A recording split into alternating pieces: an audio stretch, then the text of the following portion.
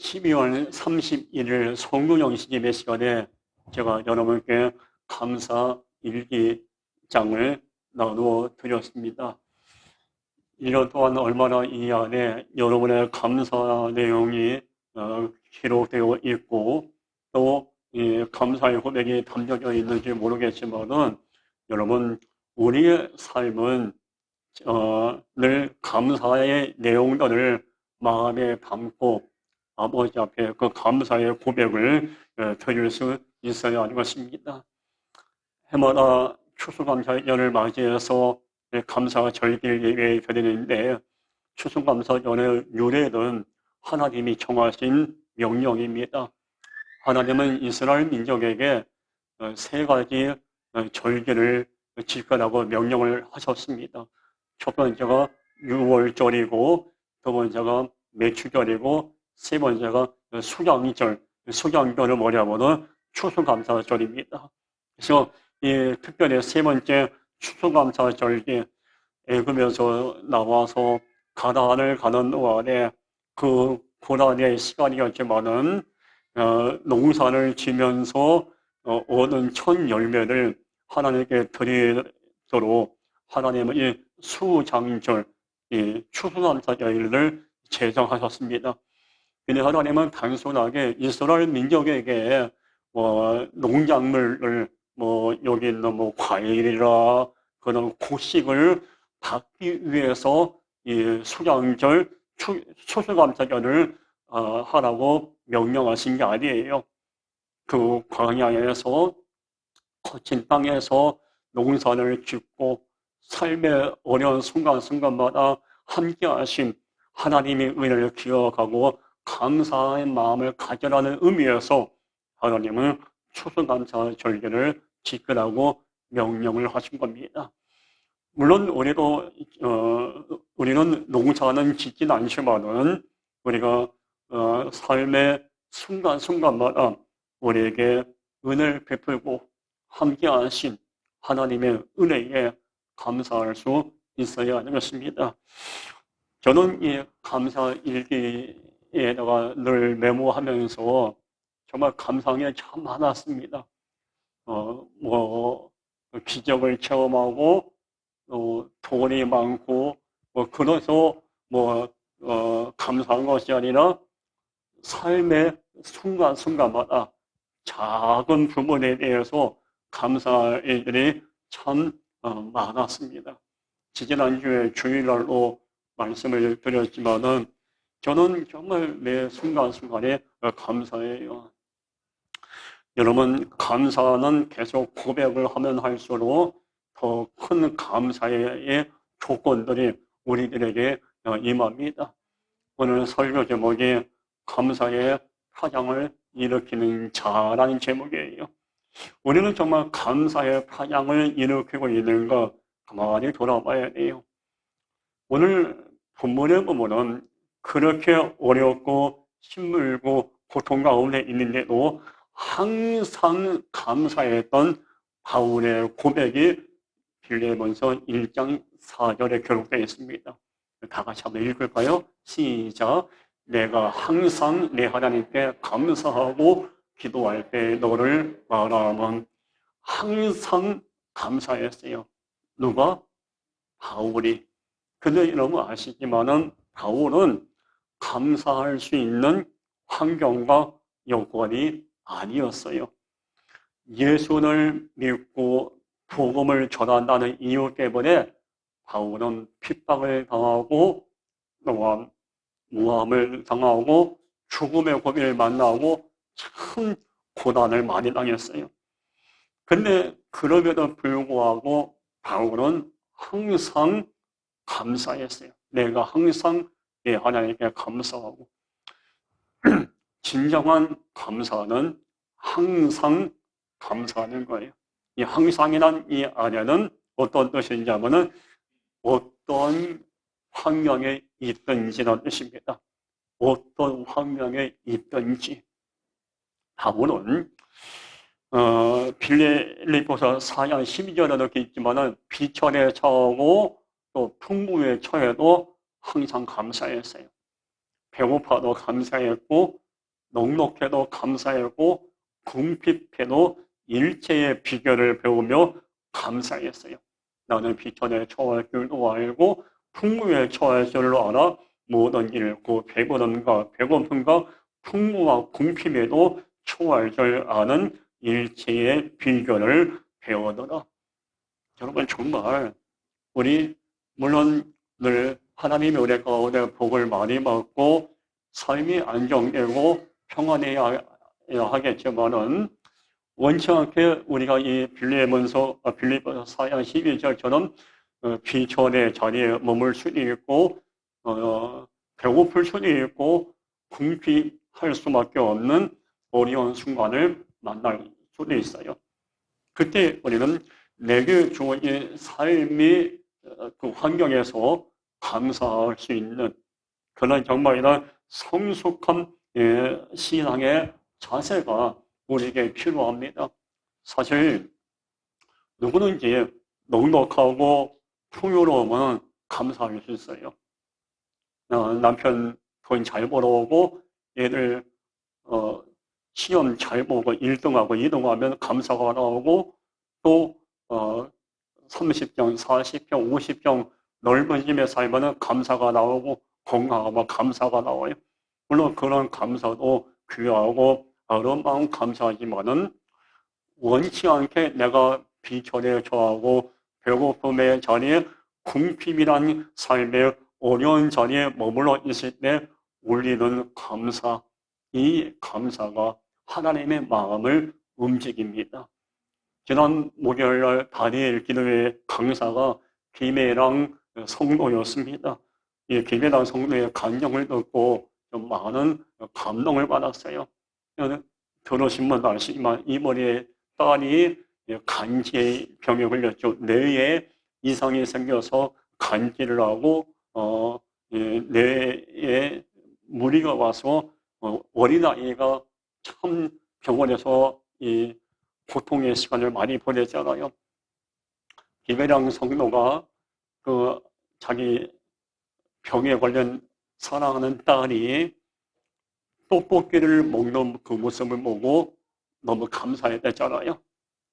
근데 저 이번에 간증을 드리면서 이분은 사랑하는 딸이 떡볶이를 먹는 것 그거 자체만 감사하지 않았어요. 이분은 지금 자기에게 주어지고 일어나고 있는 모든 어려운 환경, 모든 것 그 자체에 대해서 이분은 감사하고 있었습니다. 병원에서 힘든 시간을 보내고 있었지만은 감사했고, 내 딸이 간질이라는 병에 걸려 어려움이 있지만은 감사했고, 정말 이번에 간증, 삶의 어려운 순간에 머물러 있을 때도 진심을 담긴 간증을 올리는 이번에 이 고백을 드리면서 참 많은 감동을 받으면서 저의 모습을 또 돌아봤어요. 여러분, 우리는 어떻습니까? 우리는 정말 얼마나 삶의 순간순간에 원치 않은 비천의 자리에 어려움의 자리에 있을 때 이 김혜랑 성도 자매처럼 감사를 드렸는가 한번 돌아봐야 돼요. 여러분, 아무것도 없고 삶의 문제로 인해 마음의 평안이 깨지는 순간에도 신실하신 하나님을 바라보고 우리는 입에서 감사의 고백을 드릴 수 있는 성숙함이 필요합니다. 왜 이렇습니까? 왜 나는 이렇게 무너져야 합니까? 왜 내 삶을 어려움이 반복되어야 합니까? 이렇게 원망과 불평을 고백하는 것이 아니라 비록 어려운 환경에 놓여 있을지라도 그래도 하나님이 나와 함께 하시고 그 하나님이 내 삶을 앞으로 더 복되게 인도해 줄 걸 믿고 내일을 바라보면서 우리는 감사할 수 있어야 하는 것입니다. 환경을 바라보면 누가 감사하겠습니까? 어려운 내 삶을 바라보면 불평할 수밖에 없죠. 그러나 우리는 그리스도인이에요. 그리스도인은 지금의 환경만 바라보고 원망자잘하는 것이 아니라 앞으로 하나님께서 역사하실 내일을 바라보며 감사할 수 있어야 돼요. 역대상 4장 10절에 보고는 야베스의 기도가 나와요. 주께서 내게 복의 복을 넣어서 그는 뭐라고 나왔죠? 나의 지경을 넓히시고라고 했어요. 하나님은 어떤 분이냐면 우리의 삶의 지경을 넓힐 수 있는 분이에요. 우리의 삶의 지경. 여러분, 그러게 우리는 지금 혹시나 내 삶의 자리가 열악하고 좀 인간적인 기준으로 볼 때 볼품 없어 보이고 내가 있는 삶의 자리가 호름해 보인다 해도 역대상 4장 10절 내 삶의 지경을 넓혀주실 하나님을 바라보십시오. 그럼 하나님은 반드시 저와 여러분의 삶의 지경을 넓혀 주실 거예요. 오늘 골로새서 오늘 본문에서 우리가 마음에 담을 첫 번째 메시지는 진정 감사할 것은 무엇인가입니다. 근데 우리가 먼저 한번 생각해 볼 것이 있어요. 오늘 말씀을 통해서 제가 이렇게 여러분에게 감사의 삶을 살아야 합니다라고 설교하고 있고 저도 감사의 삶을 살아야 한다고 알고 있어요. 그런데 사실 실질적으로 보면 우리는 우리의 삶 속에서 감사의 삶을 살지 못할 때가 많아요. 왜 그럴까요? 오늘 골로새 3장 15절에 그 해답이 나와요. 그리스도의 평강이 너의 마음을 주장하게 하라. 예수 그리스도의 평강, 예수 그리스도의 평안이 내 안에 깨져 있기 때문에 감사할 수가 없는 거예요.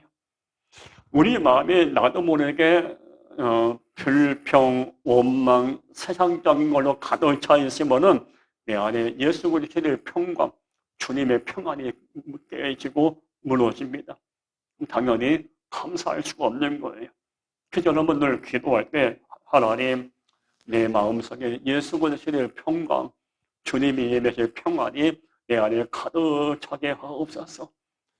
험하고 문제 많은 이 시대, 복잡하고 참 해결할 문제가 많은 이 시대, 주님의 평강이, 주님의 평안이 내 안에 넘쳐나서 내 안에서 정말 진심이 담긴 평안, 감사가 나오게 하옵소서.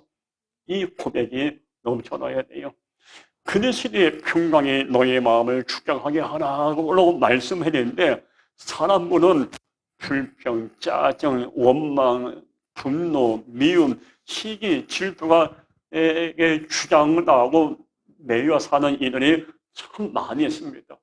사도 바울도 아까 말씀을 했지만은 예수를 믿는 것 때문에 복음을 전한다는 이유 때문에 얼마나 바울이 고통을 당했습니까?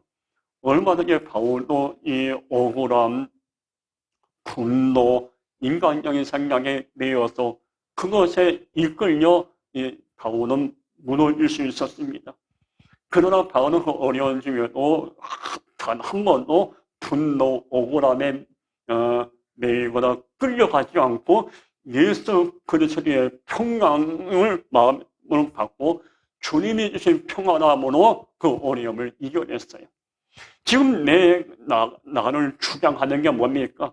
나를 이끌어가는 게 주님이 주신 평안에 의해서 이끌려가고 있습니까? 아니면 짜증, 불평, 미움, 분노, 악한 감정에서 끌려가는 인생을 살고 있습니까? 여러분, 우리는 내가 주님이 주시는 평안에 의해서 이끌려서 하루하루 은혜로운 삶을 살아갈 수 있어야 돼요. 그러면 우리가 우리가 진정으로 감사할 것은 무엇인가? 오늘 3장 15절 말씀에 있죠. 그리스도의 평강이 너의 마음을 주장하게 하라. 너희는 평강을 위하여 한 몸으로 부르심을 받았나니 또 너희는 또한 감사하는 자가 되라. 앞에 뭐라고 나오죠? 너희는 부르심을 받았나니란 말이 나오죠. 바울은 부름받아서 하나님께 부름받아서 주의 종이 되었다는 것에 대해서 감사했어요. 죄인 중에 죄인이었고 악한 인생이었던 내가 부름을 받아서 중요종이 된 것에 대해서 감사했어요. 그래서 그 바울은 나만 감사한 것이 아니라 우리 모두 너희들도 감사하자. 디모데전서 1장 12절에 나를 능하게 하신 그리스도 예수 우리 주께 내가 감사함은 나는 충성되이 여겨 내게 직분을 맡기심이니. 바울은 자격 없는 나를 부르신 하나님의 은혜에 감사했어요. 주의 종으로서 사명 감당할 수 있는 나를 주님이 부르셨다는 그 자체만으로 감사했는데 또 내게 직분을 주신 거예요. 너무 감사한 거예요. 여러분, 여기서 마음에 담을 것은 물론 우리가 바울처럼 부름을 받고 저는 목사가 되고 여러분은 이게 권사, 집사가 된 것이 감사하죠. 근데 더 감사한 게 뭐냐면요. 한번 생각해 볼 것은 우리가 자격이 있어서 부름받은 건 아니거든요. 여기는 저도 목사이지만은 제가 자격이 있어서 목사가 된 게 아니에요. 완벽하게 목사가 될 수 있는 조건과 환경이 되어 있었기 때문에 제가 목회를 하는 게 아니에요. 자격이 없는 경우 여러 여건이 안 됐지만은 그럼에도 불구하고 하나님이 조건 없는 은혜, 하나님의 한없는 은혜 때문에 제가 목사가 됐고 여러분이 오늘 이와 같이 부름을 받고 하나님의 은혜를 받고 살아가고 있는 거예요. 자격 없는 자에게 은혜를 베푸신 하나님의 그 은혜 기억하고 감사할 수 있어야 돼요. 우리 하나님은 바울처럼 자격도 없고 또 주의 종이 될 수 없는 인생을 불러서 다듬고 또 연단해서 귀한 주의 종으로 하나님의 사람으로 만드시는 분이에요. 그러므로 오늘도 우리 마음속에 하나님 감사합니다. 자격 없는 나를 붙잡아 주신 분에 감사하고 용서받을 수 없는 이 죄인을 용서하시고 하나님의 백성으로 부르신 것 감사합니다. 또한 내가 아무리 내 인생을 돌아봐도 나는 은혜를 하나님 앞에 은혜를 받을 수 없는 그런 악한 인생인데 그런 나에게 하나님께서 은혜를 베풀어서 어려움을 이기게 하시고 지난 1년 많은 문제와 인생의 광풍은 있었지만 그 하나님의 은혜로 오늘까지 달려올 수 있게 된 거 정말 감사합니다. 이 감사의 고백이 우리에게 필요한 거예요. 바울은 말합니다. 내가 나 된 것은 하나님의 은혜로 되었다. 고린도전서 15장 10절 말씀에 기록되어 있죠. 나의 나 된 것은 다 하나님의 은혜다. 이걸 다시 정리하면은 나 같은 인생은 바울의 고백이죠. 죽어 마땅한 인생이고 자격도 없고 용서받지 못한 죄인이었는데 하나님은 아무 조건 없이 하나없는 은혜를 베풀어서 그 하나님의 은혜로 내가 부름을 받고 복음을 전하게 된 것에 대해서 감사했어요. 여러분, 이 바울에게 은혜를 베푸신 하나님은 우리들에게도 여러분에게도 정말 많은 은혜를 베풀어 주셨어요. 가만히 한번 생각해 보세요. 지난 11월 11개월 앞으로 한 달 남았지만은 지난 1년을 돌아볼 때 우리는 정말 하나님이 음으로 양으로 우리에게 얼마나 많은 은혜를 부어주셨는지 여러분 마음에 담을 필요가 있어요. 내가 잘나서 오늘 이 자리까지 온 게 아니고 여러분이 건강해서 오늘 이 자리에 와서 예배 드린 것도 아니고 여러분이 남편이 아내가 부모가 자식이 잘나서 여러분의 가정이 안정된 게 아니에요. 하나님이 은혜를 부어주셨기 때문에 그런 거예요. 여러분이 공부를 잘했기 때문에 내가 원하는 대학교 들어간 게 아니에요. 하나님께서 은혜를 베풀어 주셨기 때문에 내가 원하는 대학에 들어갈 수 있게 된 거예요. 나의 나된 것은 다 하나님의 은혜로 된 것이라. 교만한 자, 어리석은 자들은 내가 능력이 있고 내가 완벽하기 때문에 나는 1등이고 나는 성공한 인생이라고 교만을 피웁니다. 그러니까 어리석은 생각이에요. 아무리 실력이 있고 능력이 있고 학벌이 있고 물질이 많아도 하나님의 그 인생에 은혜를 베풀어 주지 아니한다면은 그 인생은 아무 열매를 못 맺어요. 그러나 좀 부족하고 삶이 어렵고 인생의 가시 같은 인생을 살아간다 해도 하나님이 은혜를 베풀어 주신다면 그 이길 수가 있게 되고 인생은 역전의 변화가 펼쳐질 수가 있는 거예요. 저에게는 한 가지 믿음이 있어요. 하나님께서 우리 교회와 여러분에게 은혜를 베풀어 줄 거라는 그런 믿음이 저에게 있습니다. 이번 다니엘 기도의 기간에 저는 사실 다니엘 기도 시간에 좀 힘들어요. 왜 힘드냐면은 여러분 아시지만 저는 왼쪽에 인공화원을 끼고 있고 오른쪽에 보청기를 끼고 있기 때문에 이게 스피커에서 나오는 소리는 한 10분 이상 들어보면 머리가 매우 아파요. 가시 바늘로 찔리는 아픔이 저에게 있습니다. 그래서 근데 다니엘 기도회는 여러분 아시지만 2시간을 앉아 있어야 되잖아요. 2시간을 스피커에서 나오는 소리를 듣고 있는데 그러고 나면 집에 가서는 곧바로 누워 있어야 돼요. 그래도 감사한 건 다니엘 기도 시간에 말씀과 특별히 찬양과 기도 시간에 찬양 시간에 저는 마음으로 저는 기도하며 찬양합니다. 하나님, 함께하는 교회 하나님께서 은혜를 베풀어 주시어서 정말 영혼을 살리는 교회가 되게 하시고 우리 함께하는 교회 성도들의 가정이 영혼이 살려고 범사가 되려고 강건케 하옵소서. 정말 그런 마음으로 다니엘 기도님 참석하고 있어요. 기도 시간마다 여러분은 이름을 불러가면서 물론 저는 소리 내서 지금 기도를 못해요. 왜냐면은 다니엘 기도 시간에는 소리 때문에 머리가 통증 때문에 소리 내서 통성은 못해요. 그러나 하나님은 중심을 보시는 분이기 때문에 마음으로 여러분의 이름을 부르고 여러분의 얼굴을 머리에 그림을 그려가면서 기도합니다. 하나님, 아무개 권사님, 아무개 청년, 또 아무개 집사님, 또 아무개 누구누구 여러분의 이름을 불러가면서 하나님께서 은혜를 부어주시어서 인생의 새로운 은혜를 맛보게 하옵소서 기도하고 있는 거예요.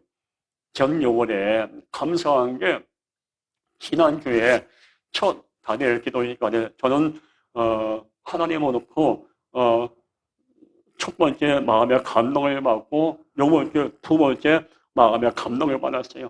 지난주에는 기도하는 중에 어떤 마음의 감동을 하나님이 주셨냐면은 조금만 더 기다리라라는 감동을 주셨어요. 기도하는데 교회와 여러분과 저 개인의 목회 여러 가지 기도하는데 계속 기도할 때마다 조금만 더 기다리라는 말씀을 주셨어요. 하나님은 조금만 더 기다리는 자에게 은혜를 베풀어 줄 걸 좀 믿어요. 그리고 이번 주 화요일 날은 다니엘 기도 시간에 기도하는데 마음에 이런 감동이 와요. 사실 다니엘 기도 시간에 자리에 앉아서 앉아 있는데 그날을 문득 이런 생각이 들더라고요. 지난주 화요일 날 여러분 이해하고 들으세요. 화요일 날 앉아 있는데 내가 어느 날 갑자기 이 자리에 앉아 있네 그 생각이 드는 거예요. 저는 저 자리에 앉아 있을 걸 사실 작년에 꿈에도 생각 못 했거든요. 가만히 보니까 내가 이 경기도 평택에 통기도 구멍에 이 자리에 앉아 있는 거예요. 어느 날 함께하는 게 담임 목사가 돼서 저가 앉아 있었어요. 그 한쪽으로는 하나님, 내가 그래 여기 앉아 있네요. 어느 날 갑자기 내가 이 자리에 와 있네요. 그런 마음으로 앉아 있었어요. 근데 그날 기도하는데 찬양 시간에 기도하고 찬양 김원우 목사님이 마지막에 기도 인도할 때 이런 마음에 또 감동이 왔어요. 내가 너를 그 자리에서 그 시험에서 이 자리에 앉혀놓은 거 다 뜻이 있다. 이런 감동을 제가 분명히 받았어요. 그 자리에서 그 시험에서 이 자리에 앉혀놓은 거 다 뜻이 있다. 감사했어요. 그렇게 조금만 더 기다리라. 그 자리에서 그 시험에서 이 자리에 앉혀놓은 거 다 뜻이 있다고 말씀하신 하나님은 앞으로 더 큰 은혜로 역사할 그런 믿음이 있는 거예요.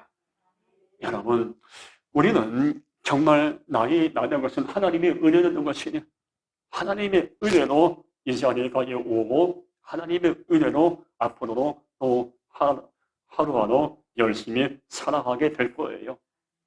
우리가 마음에 담을 두 번째 메시지는 감사의 마음을 품고 있는가. 여러분 보니까 고린도서 3장 10절 그리스도의 말씀이 너희 속에 풍성히 거하여 모든 지혜로 피차 가르치며 권면하고 시와 찬송과 신령한 노래를 부리며 감사하는 마음으로 라는 우리가 감사하는 마음, 감사의 마음이에요. 똑같은 인생을 살면서 부정적인 마음, 악한 마음, 또 불평의 마음을 품고 인생 자체를 무너지고 쓰러지며 사는 인생이 있어요. 그러나 똑같이 어려운 환경이지만은 그럼에도 불구하고 감사의 마음을 품고 살아가는 성숙한 인생이 있어요. 여러분, 지금 내 마음은 감사의 마음으로 충만해 있습니까? 인간적인 생각, 또한 분노, 미움, 또한 악한 마음으로 가득 차 있습니까? 너무 잘 아시지만은 어느 인생이 되었든지 이 마음에 악한 마음, 부정적인 마음으로 가득 차 있으면은 하나님의 인재가 끊어져요. 그러나 감사의 마음을 품고 있으면은 인생을 새롭게 시작할 수 있는 힘과 지혜와 능력이 생깁니다. 집안에 쓰레기가 안방에 건너방에 많이 있으면은 빗자루 가지고 쓰레기를 쓸어 담아서 갖다 버리죠. 만약에 내 마음에 미움이란 쓰레기, 분노한 쓰레기, 내 안에 억울함이라는 못된 쓰레기 같은 마음이 있다면은 우리는 찬송과 기도로 다 쓸어버려야 돼요.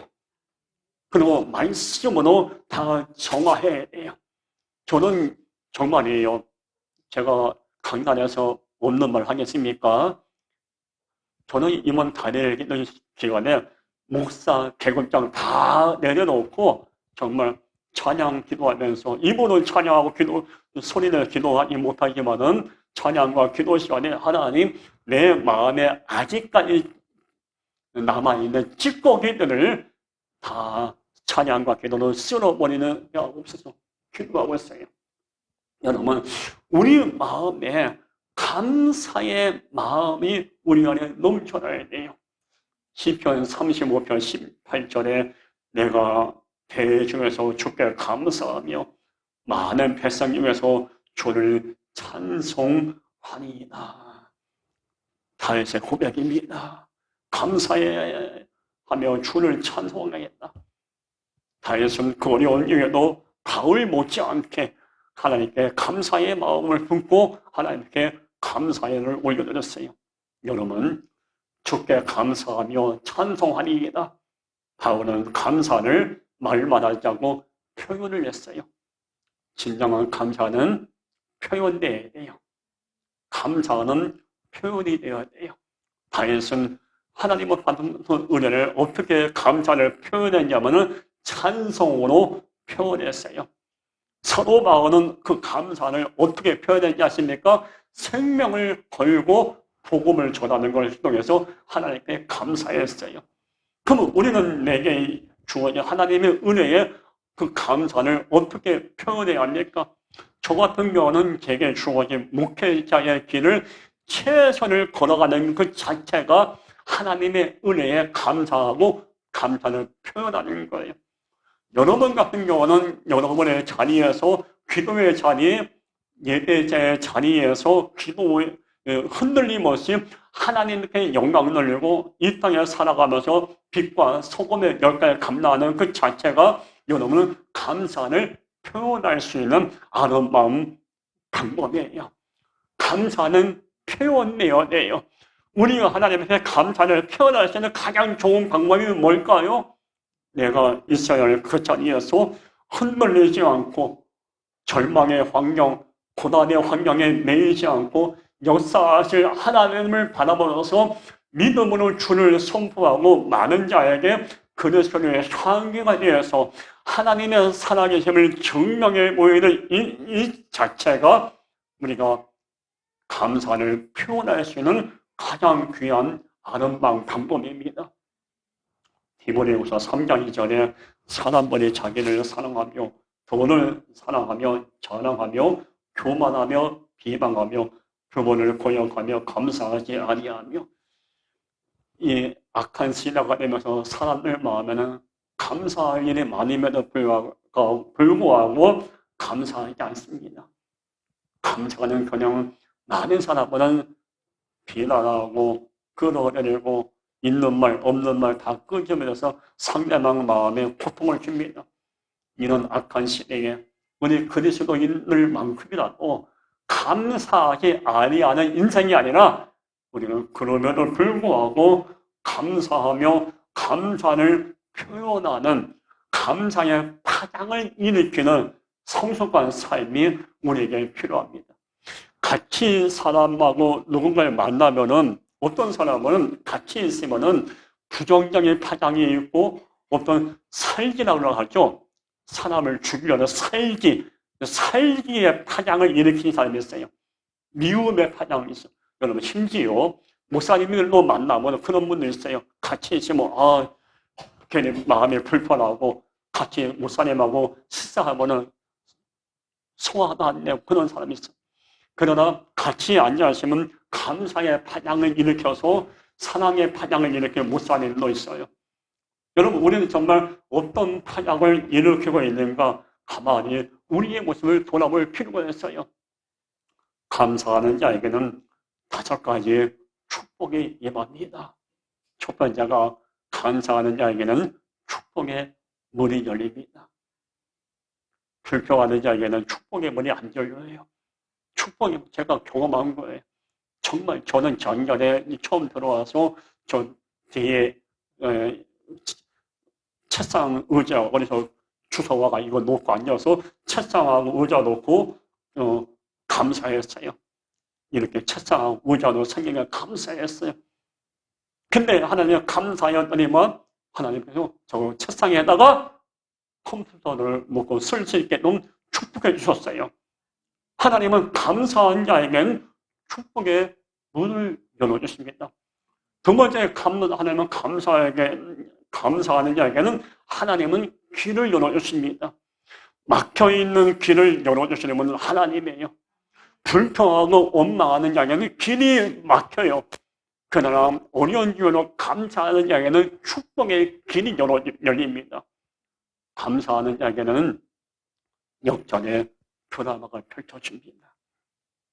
역전의 드라마. 한나, 에스더, 다임, 요셉 수많은 고난 가운데 있는 자를 어려운 이유는 감사했더니만 그들의 인생에 역전의 드라마가 펼쳐졌어요. 네 번째, 감사하는 자에게는 견딜 수 있는 힘이 주어집니다. 솔직히 우리 살면서 견디기 어려운 순간을 만나려고 얼마나 많습니까? 그때 아까 말씀드린 그리스도의 평강이 내 안에 임하옵소서. 그러면서 계속 감사하는 자는 하나님을 견딜 수 있는 힘을 부어주십니다. 마지막 5번째, 감사하는 이야기는 결국 간증의 주인공으로 만들어주십니다. 이번 다니엘 기도회 때 계속 나오는 게 뭐죠? 간증의 주인공이 되시죠. 저도 여러분도 감사함으로 간증의 주인공이 되기를 축복합니다. 간증의 주인공이 돼야지. 그죠? 오늘 2020년 추수감사절을 맞이한 여러분, 우리 모두가 감사함으로 정말 하나님의 은혜를 받아서 간증의 주인공을 뛰어넘어서 축복의 주인공 되기를 바라겠습니다. 기도하겠습니다. 좋으신 하나님의 마음이 우리 안에 감사의 샘이 많은